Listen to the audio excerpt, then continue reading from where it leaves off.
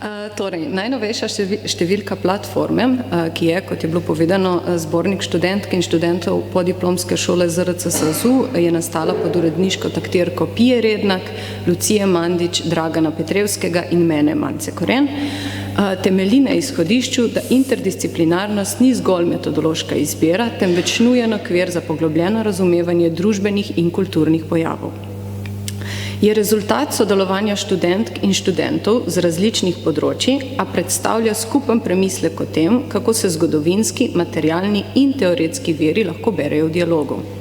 Tako se različni prispevki od zgodovinopisnih in arheoloških do filozofskih in literarno-teoretskih res opirajo na lastne raziskovalne tradicije, vendar jih povezuje skupna problemska os.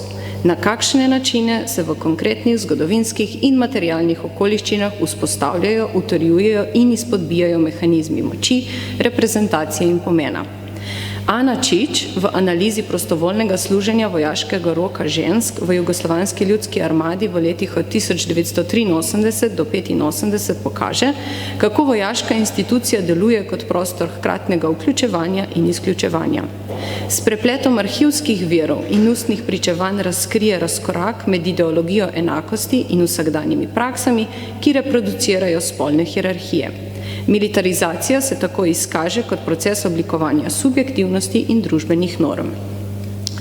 Na materialne sledi rimskega obdobja pa se osredotoča Tina Berden v študiji o znakih ante Cocturam na keramiki iz Nauporta. Urezane oznake na keramičnih fragmentih interpretira kot pokazatelje organizacije proizvodnje, identitete obrtnikov in širših trgovskih mrež. Prispevek opozori, da materialna kultura ni zgolj tehnični ostanek preteklosti, temveč nosilka simbolnih pomenov in dokazov vpetosti lokalnega prostora v širše imperialne procese.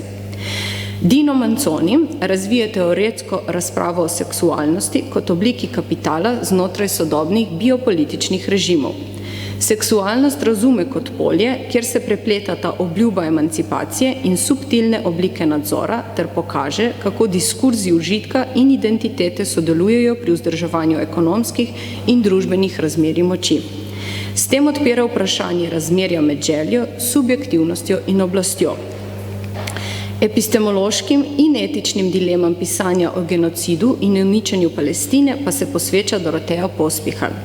Avtorica analizira meje jezika ob soočenju z ekstremnimi izkušnjami nasilja ter opozori na nevarnost estetizacije trpljenja. Prispevek izpostavi odgovornost raziskovalca in problem reprezentacije, ko je vsaka interpretacija hkrati nujna in problematična. Skupaj prispevki oblikujejo premišljeno celoto, v kateri se zgodovinski dokumenti, arheološki fragmenti in teoretski koncepti berejo v medsebojni napetosti.